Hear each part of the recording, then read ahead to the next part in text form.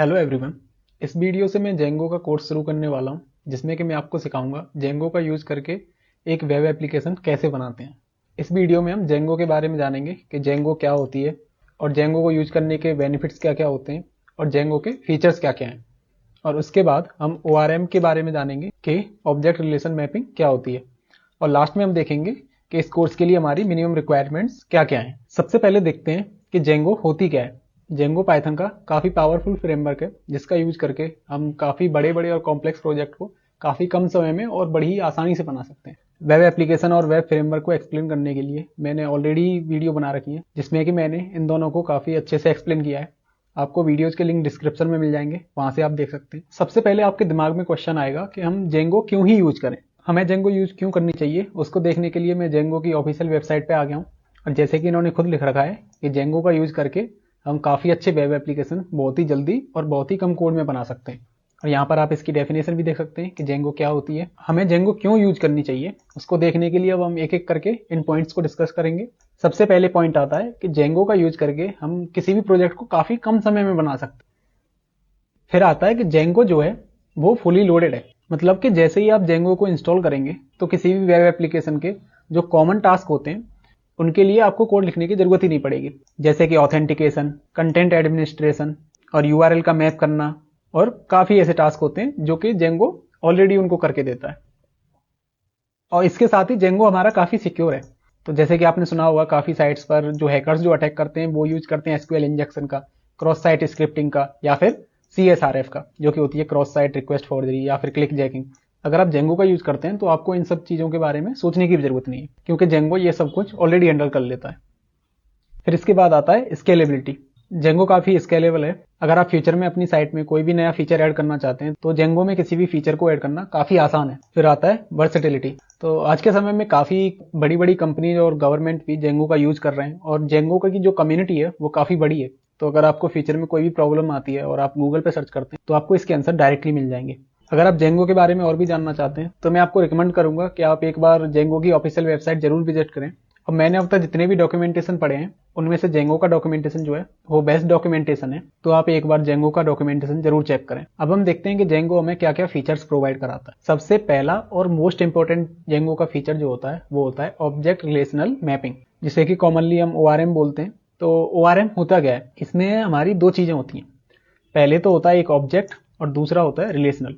Object मतलब होता है पाइथन का कोई भी ऑब्जेक्ट, यानी कि कोई भी क्लास, और रिलेशनल मतलब होता है डेटाबेस की कोई टेबल, और मैपिंग जाने की इन दोनों की एक दूसरे मैपिंग। तो जेंगो में होता क्या है कि अगर हम डेटाबेस के अंदर कोई भी नई टेबल इंसर्ट करना चाहते हैं या फिर कोई भी फंक्शन क्रिएट करना चाहते हैं तो हमें एसक्यूएल का कोड लिखने की बिल्कुल भी जरूरत नहीं है। हम बस सेम काम को करने के लिए पाइथन का कोड लिखेंगे और जेंगो उसे ऑटोमेटिकली एसक्यूएल में ट्रांसलेट करेगा, और हमें जो भी काम करना होगा वो हमारा काम पाइथन के कोड से ही हो जाएगा। इससे हमें एसक्यूएल का कोड लिखने की या फिर डेटाबेस के लिए परेशान होने की जरूरत नहीं पड़ती है। नेक्स्ट होता है यूआरएल राउटिंग।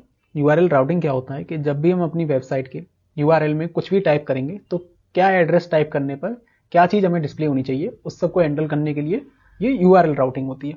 फिर आता है टेम्पलेट इंजन। जेंगो जो है वो हमारा एक फुल स्टैक फ्रेमवर्क है। इसकी वजह से हम front end as well as back end दोनों का काम जेंगो का यूज करके कर सकते हैं। तो हमारा जो HTML का कोड जो होता है वो भी हमारा सर्वर साइड पे ही होता है, और जेंगो का यूज करके हम डायनेमिक टेम्पलेट यूज कर सकते हैं। मतलब कि हम एक ही HTML फाइल का यूज करके डिफरेंट आउटपुट या फिर डिफरेंट पेज जनरेट कर सकते हैं, और जेंगो में इसी HTML को टेम्पलेट कहा जाता है। और डिफरेंट पेज जनरेट करने की प्रोसेस को ये टेम्पलेट इंजन बड़ी आसानी से हैंडल कर लेता है। फिर आता है फॉर्म हैंडलिंग। आपने काफ़ी साइट्स पे देखा होगा कि जब भी हम यूजर से कोई भी इन्फॉर्मेशन सबमिट करवाना चाहते हैं तो हम फॉर्म्स का यूज करते हैं। अगर हम प्योर HTML फॉर्म्स का यूज करते हैं तो उसमें हमें एरर हैंडलिंग और डेटा वैलिडेशन के लिए काफ़ी मेहनत करनी पड़ती है।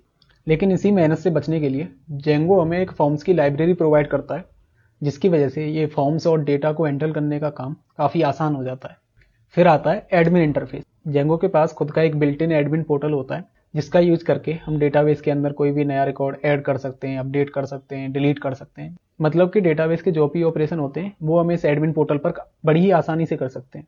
अगर आप यही सेम काम किसी दूसरे फ्रेमवर्क में खुद से करना चाहें तो उसके लिए सबसे पहले तो आपको बहुत सारा कोड लिखना पड़ेगा, और ये कोड काफ़ी कॉम्प्लेक्स होगा और इसमें आपका काफ़ी टाइम जाएगा। लेकिन जेंगो में चूंकि ये ऑलरेडी बना हुआ होता है तो इससे आपका काफ़ी टाइम बच जाता है और आपको कुछ भी मेहनत करने की जरूरत नहीं पड़ती है। सबसे लास्ट में आता है यूनिट टेस्टिंग। जेंगो आपको टेस्टिंग के लिए लाइब्रेरीज भी प्रोवाइड कराता है, जिसका यूज करके आप अपने प्रोजेक्ट के लिए टेस्ट केस क्रिएट कर सकते हैं। अब देखते हैं कि जेंगो का यूज कौन कौन सी कंपनीज कर रही हैं। जैसे कि आप देख सकते हैं, जेंगो का use Instagram, Pinterest, Dropbox, Bitbucket, Google और यूट्यूब, ये सारी बड़ी बड़ी कंपनीज भी जेंगो का यूज कर रही हैं। तो अगर आपको जेंगो आती है तो इन सारी कंपनीज में जॉब लेना भी आपके लिए थोड़ा सा आसान हो जाए। अब देखते हैं कि अगर आप जेंगो सीखना चाहते हैं तो आपको ऑलरेडी क्या क्या आना चाहिए। क्योंकि ये पाइथन का फ्रेमवर्क है तो आपको पाइथन ऑलरेडी आनी चाहिए, और पाइथन में जैसे कि स्ट्रिंग क्या होती है, एरे क्या होते हैं, फंक्शन कैसे लिखा जाता है और क्लास क्या होती है, ये सब आपको ऑलरेडी आना चाहिए, क्योंकि जेंगो में हम इन सब चीज़ों का यूज करेंगे। इसके साथ ही आपको वेब डेवलपमेंट के बेसिक्स पता होने चाहिए, जिसमें कि अगर आपको बेसिक HTML और बेसिक CSS आता है तो उससे आपका काम हो जाएगा। इसके बाद जो डेटाबेस जो है वो जेंगो के लिए ऑप्शनल है, क्योंकि जेंगो जो है वो डेटाबेस को खुद ही हैंडल कर लेता है। हमें डेटाबेस का ना ही तो कनेक्शन बनाने की जरूरत पड़ती है और ना ही कोई SQL का कोड लिखने की जरूरत पड़ती है। लेकिन अगर आपको डेटाबेस के बेसिक कॉन्सेप्ट आते हैं, जैसे कि टेबल क्या होती है, रोज क्या होती है, कॉलम क्या होते हैं, और किसी भी टेबल के अंदर कैसे इंसर्ट, अपडेट और डिलीट, ये सारे ऑपरेशन कैसे होते हैं, तो उससे आपको जेंगो के जो मॉडल्स और माइग्रेशन जो होते हैं उसको समझने में आपको काफी आसानी होगी। अब हम देखते हैं कि इस कोर्स के लिए आपको किस किस चीज की जरूरत पड़ेगी। सबसे पहले तो आता है ऑपरेटिंग सिस्टम। भले ही आपके पास कोई भी ऑपरेटिंग सिस्टम हो, जैसे कि लाइनक्स, मैक OS या फिर विंडोज, ये कोर्स सभी ऑपरेटिंग सिस्टम के लिए सेम रहेगा। क्योंकि जेंगो जो एक पाइथन का फ्रेमवर्क है तो हमें इसके लिए पाइथन की भी जरूरत पड़ेगी। इस कोर्स में मैं पाइथन का 3.11 वर्जन यूज करने वाला हूँ, जो कि इस समय पे लेटेस्ट है। लेकिन आपके सिस्टम में पाइथन के 3.8 वर्जन से ग्रेटर का अगर कोई भी वर्जन है तो उसमें भी ये बड़े अच्छे तरीके से काम करेगा। लेकिन मैं आपको रिकमेंड करूंगा कि आप पाइथन का लेटेस्ट वर्जन इंस्टॉल कर लें। और जेंगो का मैं 4.2 वर्जन यूज करूंगा, तो अगर आपके पास जेंगो का कोई पुराना वर्जन इंस्टॉल्ड है तो आप उसको अपडेट कर लें। और लास्ट में आपको जरूरत पड़ेगी कोड एडिटर की, तो आप इसके लिए कोई सा भी IDE या फिर कोड एडिटर यूज कर सकते हैं, जैसे कि सबलाइम, VS कोड या फिर पाइचार्म।